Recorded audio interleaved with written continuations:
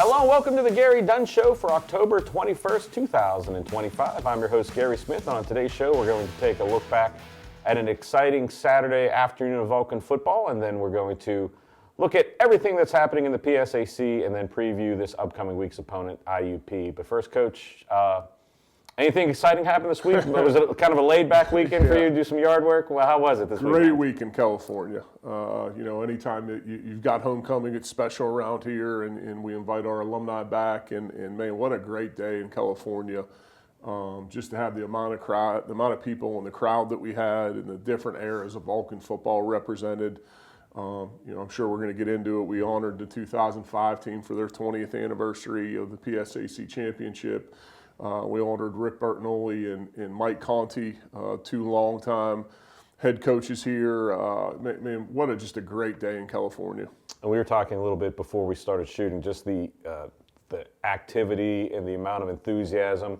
First in the parking lot, Vulcan Nation's been great with the tailgates this year, but somehow they managed to even outdo what they've done the first couple home games this year. Because I know you said walking in, it was wall to wall, and you're getting in pretty early for a football game. A few hours before the game, and it was packed. I'll tell you, Davis and Dennis Slagle are friends of ours and supporters of Vulcan Athletics, threw a huge tailgate out there. My wife, God bless her, and my daughter host the tailgate every weekend. That was huge. The 2005 team was out there. It was just a great day for Vulcan football and to celebrate this institution. Well, I think Sid, if she wanted to run for mayor of California, she might do pretty well because she knows everybody in that parking lot by name, I think. Yeah, it's how impressive though. It's just to get everybody together and celebrate this place, like I said, and have a great day for Vulcan football, and it makes a difference for us. It makes a difference for our guys when we play in front of a packed house. It makes a difference from our guys when we pull up into the parking lot, and it's an atmosphere. We had probably our biggest recruiting visit on Saturday. Purposely, we do it on homecoming, and those guys were impressed. Just a great day for Vulcan football. And once we get into the game, 3 o'clock start, as you mentioned, 3 o'clock has enough time for the parade and festivities and stuff. But once you strap the helmets on, it's go time, and it was a tough afternoon. We knew Clarion was going to come in there. They came into the game 5-1. Yep. They've been playing well. We've been playing well. We knew it was an immovable object in each, whatever kind of situation, and it played out like that for the first half. Yeah, I really thought we started well. They won the toss and deferred, and we took possession and had a really good drive. I think it was a 12 or a 13 play drive where we ran the football, we threw the football, we were effective. We get on and take a lead 7-0. So it was a good start today. I really thought we dominated the first half. I think we went into halftime, correct me if I'm wrong, down 14-10. We talked to our guys at halftime that I really felt like we dominated the entire first half. I think the time of possession was something like close to 21 minutes to 9 minutes in time of possession. We controlled the football. We did some good things. We didn't turn it over. But Clarion's offense is really good, and their quarterback is a really talented kid that does a great job. I think he's a fifth-year senior. He had a good game, but I just felt like at halftime, man, we dominated that half, and here we are, down. So it was the message to the team was do the same thing, like just dominate the second half like you did the first, and things will work out for us. And when we were putting the graphics in for the halftime stats, we always check mark who's leading in the category, and Cal was ahead in everything. And then you look at the scoreboard and you're wondering, what happened. It's just one of those games where field position Clarion took advantage of. Yep. But then, a little bit longer halftime because of the homecoming festivities. What do you tell your team? What's the message in the team in the locker room? Yeah, we get in and we break up offense and defense, and we talk about things that we want to do in the second half, things that we need to do better, some things that we want to take advantage of on both sides of the ball. I thought the coaching staff did a great job of keeping the guys calm and understanding, that really every game now is a one-possession game. If you look all over college football, with the clock rules that they implemented a couple years ago, you get less possessions, you get less time. A lot of these college football games now are coming down to one-possession games. So we got to figure out a way to win, win that possession, and that's what we did. Well, it seems like all season long, even going back to last season, your team has specialized in keeping everybody in the stadium to the end, but from about the 5-minute mark left in the third quarter to the very end, that was a back-and-forth affair. I mean, that's just a good college football game. Both teams were making plays on offense. Both teams were making plays on defense. We're not going to get probably to even to scratch the surface of what happened, but I mean, there was a couple plays. You know, your defense came up towards the end of the fourth quarter with a big pick at the goal line, a couple big runs in the third quarter. I know we're kind of going back and forth, but it was just that kind of a game where things were happening. Yeah, I thought the one area we got to do a better job. We were up by 3, and we got a 3 and out from them, and they punted it to us. We got a nice punt return. Deontay Williams, I think, had a 28 or 29-yard return that got us to the plus side of the field. We've got to take advantage of that, and that was our only 3 and out of the day. You know, give Clarion credit. They made a good play on first down. We got a penalty on second down. You know, so now we're backed up and behind the sticks. That's a possession that we talked to our guys about yesterday that we've got to score points there to take a 2-score lead. Late in the third quarter, we probably, if we put a drive together there, we probably would have killed the third quarter. You know, that was a big possession. Then you flip it over. Our defense does get a turnover. You know, at first they say it's on the it's a touchback on the 25-yard line. Then they change it to we're on the -1. I thought that was a good drive. We dug it out of there. We got a couple first downs. We got to the 25-yard line. You know, I think there's 3 minutes left to go in the game, if I'm not mistaken. You know, if we keep that drive going, then, you know, the game's different. But we sent Andrew Gonzalez out there. He hammers a punt for plus 50 with no return. So, okay, here we are. There's 3 minutes left to go in the game. We understand that you know, the motto of our team is we're going to play 60 minutes regardless. You know, we get them to 3rd and long. 3rd and 18, I believe, and they convert. Vulcan Nation can go back and watch the film. Yeah, I think everybody knows where I'm going, but you know, they made a play and the official made a call, so we got to live with it. We got to play the next play. Unfortunately, they go down and score, and so now with, you know, I think under a minute or maybe just over a minute left, we're down 4 points, but you know, we play 60 minutes around here, so you know, we're going to go and give them everything we got in a 2-minute drill situation, and we fumble. So. And I was going to say, after that fumble, that's really whenever you see the true grit of the team come, because I mean, in that situation, you know, it's easy to hang your head. It's easy to think, okay, there's a minute and 45 seconds left. But you had 3 timeouts left. You have a great special teams, and your defense held them to a 3 and out and a field goal attempt that would have put it up 3, and then Cedric Vessa comes up with a huge block. Sure. You know, having 3 timeouts was the difference. You know, I knew they were going to run it 3 straight times. We knew they were going to run it 3 straight times. To be able to get 3 timeouts called in a row, you know, and then right now we're leading the country in block kicks. You know, we take great pride in it. Coach Papley and Coach Turner do an unbelievable job of coaching our guys, and that's one of the things we preach to our guys in preseason camp. That we never take a play off here. We're going to play that play as hard as we possibly can every time because it's a points play.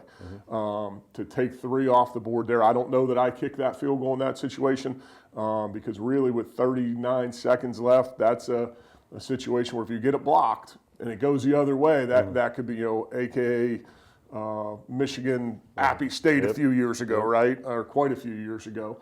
But our guys are just going to play the next play, and the whole unit did a good job. Taiwan Bandy got some push on that thing, and Cedric's got long arms, was able to get it up. So now we got a chance, right? You know, we have no timeouts left, but at least we have an opportunity. And then on the first play, Phaeton Hill, Clarion does a good job down the field, but Phaeton does a good job of scrambling, getting about 12 yards. The next play about the same, and I think everyone's heart stopped whenever he dove for the out of bounds on the sideline. It looked like the Clarion sideline was of course, praying that they were staying in bounds, but if you see it on the replay, Phaeton got out of bounds, and then that sets up, you know, 11 seconds left, and just an outstanding play. What was it like for you on the sideline? I was trying to, honest to God, trying to figure out whether I wanted to kick the extra point or not, because now we're up 2, and if we get a kick block and it goes the other way, they can tie the game with a 2-point conversion. So I was trying to find our offensive coordinator in the melee that was our sideline to really talk that through real quick before, you know, we sent the team out there. But it was chaos on our sideline, and you know, we got to talk to the team about, you know, controlling our emotions a little bit better. But Fate made a play, Deontay made a play. You know, we knew the coverage they were going to be in, and those two guys make a play. The O-line protected it, and give Deontay a lot of credit. He runs hard, always does, punt return, kick return. You know, he's a kid that's going to give you all he's got in the tank, and you know, things worked out. But I thought, you know, if you go back to the entire day, I thought we dominated. I thought we dominated line of scrimmage on both sides. I thought we, you know, I think time of possession was almost 40-20, if I'm not mistaken. Correct, yep. You know, we were good on third down. We were good in the red zone. There's some areas that we got to correct. We can't turn the ball over, you know, at the end of the half. We got to at least get 3 points out of that. There's a lot of areas that we have to correct, but I thought we competed, and I really thought we were the more physical team, and really dominated the line of scrimmage. And you know, sometimes the football gods shine on you. You know, they don't. The game is 60 minutes. You know, you don't get any extra points for being up, you know, with 59 minutes left to play. The game's 60 minutes, and we preach that to our guys, and they believe in it, and we find a way to do it. And there's always some magic happening at Adamson Stadium when the sun starts to go down this time of year. But you're mentioning some stats. Just look at some of these stats. Team 160 yards rushing, 524 total yards, and time of possession was 39-30 to 20-30. So dominant there. Some individual efforts. Peyton Hill 28 of 43, 364 yards through the air, 2 touchdowns. Deontay Williams 9 receptions, 152 yards, and an electrifying touchdown. Magnor 7 receptions, 94 yards. And then 82 yards rushing. Peyton Hill 67 more yards rushing. And then, Coach, the thing, I thought about this about 30 seconds after the game were done. You know, in football history, you know, you have names to catch, the Immaculate Reception, the Holy Roller, Philly Special. I don't know. I can't come up with anything. So that I think should be the Vulcan Nation, because that's one of the most exciting ends, you know. Yeah, I agree, but it's time to move on. Right? You know, we talked to our guys, and it was good for them to be able to. We had a lot of former alumni here, especially a lot of our young alumni. So they, you know, when we talked last week, for me, homecoming was all about those guys that you had played with that graduated, right? To have those guys back. Now, I did tell them on the sideline. Somehow they snuck onto the sideline, and I tried to tell them this is for donors. I know you guys just graduated a year or two ago, but we got to start giving back to the program a little bit if we're gonna be on the field. Yep. But a good day for our guys, and the work that they put in. I was happy that they could celebrate it. We met yesterday at 11 o'clock and talked about it, and then we put it to bed. And it's time to go back to work. And I thought we had a really spirited practice last night, and we got to have another great one today. And let's take a look back at the highlights of this exciting game against Clarion. And then during the break, we sent out Marisa Mara to gauge the temperature of the homecoming tailgate in the parking lot, and then we'll be back and preview everything coming up this week. You're watching the Gary Dunn Show right here on CUTV.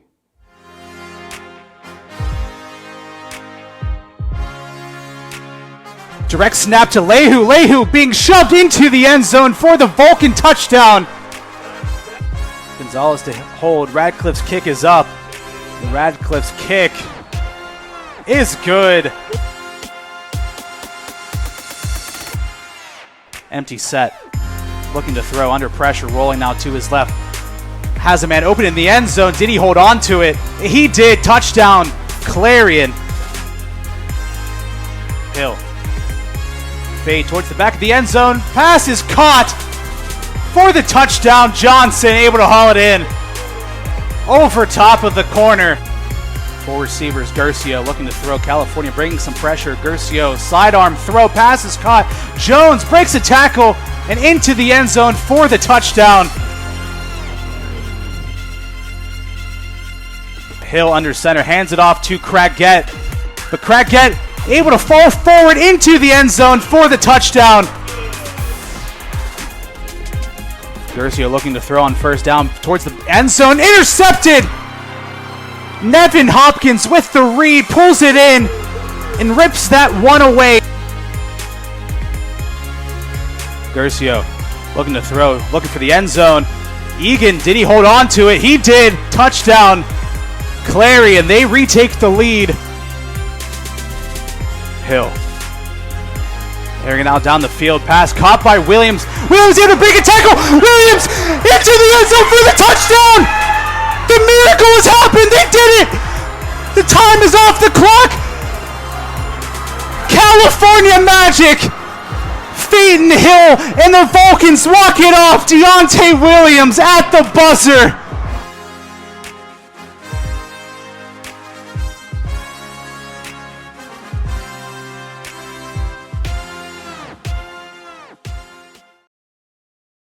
Hi, I'm Gene Steratore, CBS Rules analyst and longtime sports official.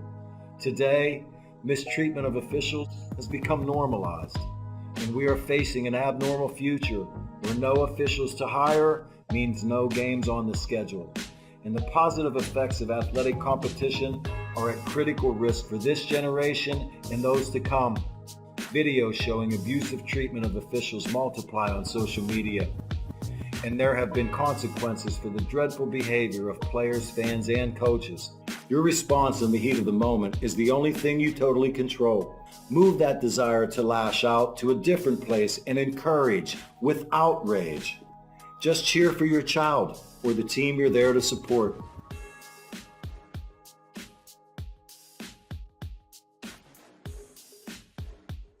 What's up, Vulcan Nation? My name is Marie Samara, and we're at the Cal U Homecoming Tailgates. I'm here with Bella and Rachel. What are your favorite parts of homecoming weekend? Mine is for sure the football game.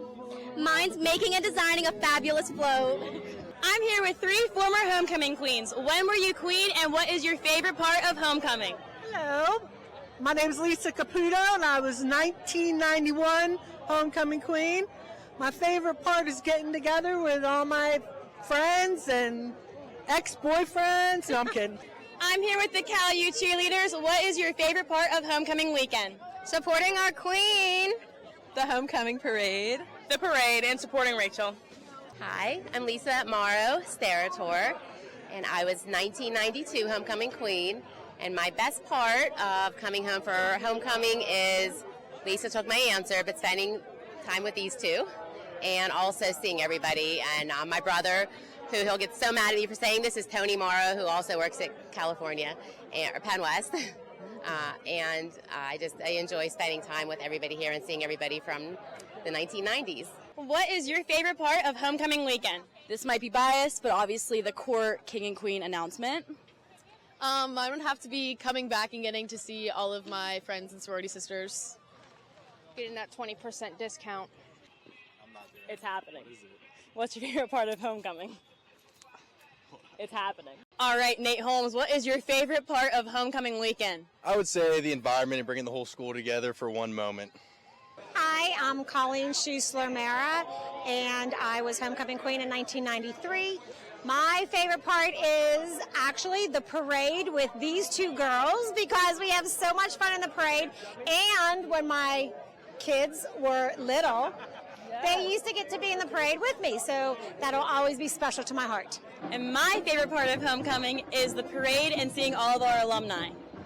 Thank you for joining me for homecoming. I'm Marie Samara, and let's go Vol.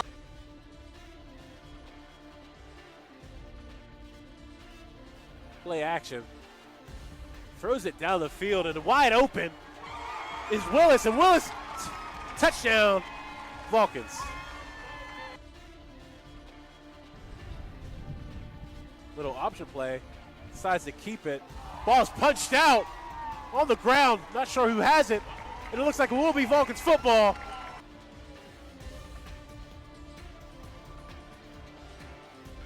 Under play action, ball's intercepted. Looks like by number 4, Rashawn Murray. Kick is up. And it is good this time. I-4 hands it off to Younger. And the touchdown for the Crimson Hawks. Takes a snap. Kick is blocked. It's blocked. The ball is taken. Not sure exactly who had it.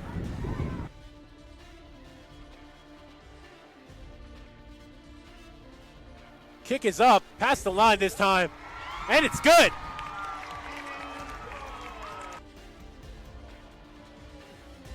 That kick is up. And it's good.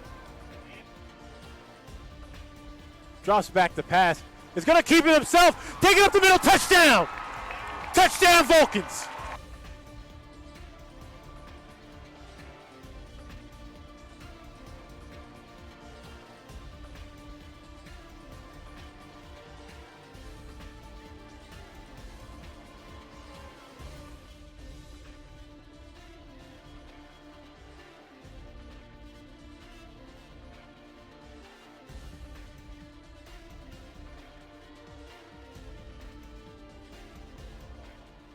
And welcome back to the Gary Dunn Show. You just saw highlights from Clarion. You saw what happened in people's memories at homecoming. Then you saw the highlights of last year's exciting game against this week's opponent, IUP. And before we bring Coach back on, we're going to wrap up everything that happened in the PSA this past weekend.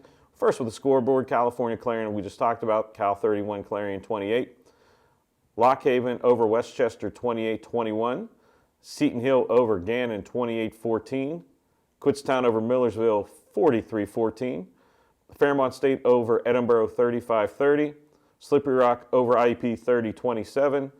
Shepherd 37, Bloom 13. And then East Stroudsburg 24, Shippensburg 7. We'll take a look at the PSAC standings, and we'll bring Coach back in 3 weeks left of the season. We have 2 conference games. I mean, it's tightening up on both sides, East and West. Sure.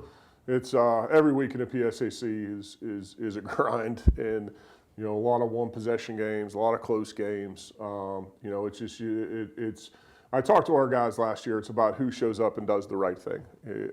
We gotta eliminate the mental mistakes that we're making. We've got to eliminate the bonehead plays. We've got to coach better. We've got to do a better job of being more detailed on the coaching staff to get our guys to do exactly what we need them to do. But this time of year is really about looking in, not looking out. It's really about what do you do well, what can you improve on, and how can you take advantage of things. And one last little bit of housekeeping from last week. 2 of your players were named PSAC Athletes of the Week. Peyton Hill, Offensive Athlete of the Week, and then Cedric Vessa, Special Teams Athlete of the Week. And we're going to turn the page now, Coach, to IUP. This is I believe the 16th or 17th annual Coal Bowl. IUP coming off a loss to Slippery Rock 30-27 at Slippery Rock, and their 2 losses are combined 7 points. So it seems like a broken record every year. It's going to be a tough game. We know they're a tough team, but I know starting at 8 in the morning on Sunday, you and your staff started looking at film. What do they have on the offensive side? The most complete team we've played to date. They are a super talented team. They've got some experience offensively. Weapons all over the place. They've got probably the best receiving core, and include a tight end in. They've got a kid that's playing tight end that was a receiver, so he creates some matchup problems. Very explosive offense, scoring probably 37 points a game. Really, really dynamic offensively. The one thing they're not doing a great job of right now is running the ball, but they have a super screen package, and they flip it to guys. So a lot of their passing yards are really rushing yards. They're not traditional IUP going to line up and run it at you the entire time. They're spread. They're just a solid offense. I think the quarterback does a great job of letting his guys make plays for him. It's going to be a tough test for our defense. They're a dynamic offense. Defensively athletic. I mean, they got athletes all over the field. They're going to base out of a 4 down front. They do a lot of different coverages. Probably blitzing a little bit more this year than they have in the past. IUP's never been a huge blitz team. They're going to bring pressure at times. I see probably more blitz this year than in previous years, and that tells me they like their cover guys. When you see a team that starts to blitz more than they typically do, maybe a little bit outside of their scheme, it tells me they like their cover guys. But they've got athletes all over the place. I think they're really good up front, best D-line that we've faced. So but like I said earlier, we got to look at us. What do we do well? What can we do better? How can we improve what we're doing? A lot of times it's based on what you do, but they're as talented as anybody we've played this year. IUP on the offensive side, led by their quarterback, Matt Reeve, 1,841 yards, 18 touchdowns. You mentioned the rushing game may not be their strength. They're led with 217 yards with a 3-touchdown rusher. And then you referenced their receivers, 2, Maurice Massey And Devin Whitlock, Massey 532 yards, 6 touchdowns, and Whitlock 436, 2 TDs. So, and you were saying that's where a lot of their damage is going to come from. Yeah, and a lot of their screen package stuff and their jet sweep stuff, and it's considered a pass, but it's really an extension of their run game. They do a really good job of that, and they got guys that are really good in space. When they get their hands in the ball, they're really good in space and really dynamic. So we've got to tackle well.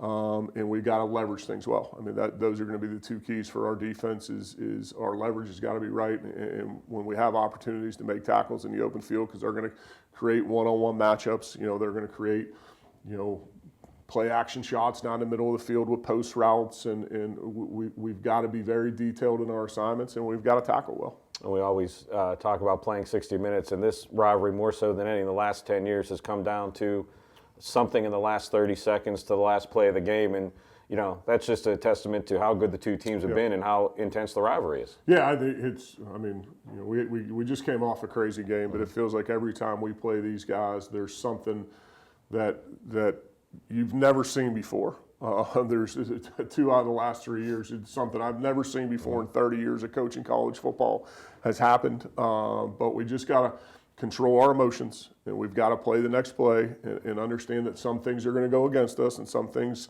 are going to go for us, and we just got to play 60 minutes. And going into a hostile environment at IUP, we always know that is a tough place to play. What's the message to the team just to get prepared for that? It's just be who we are. I know our guys will be excited to play. It's about our details. It's about the next play and doing the things the way we need to do them is the key.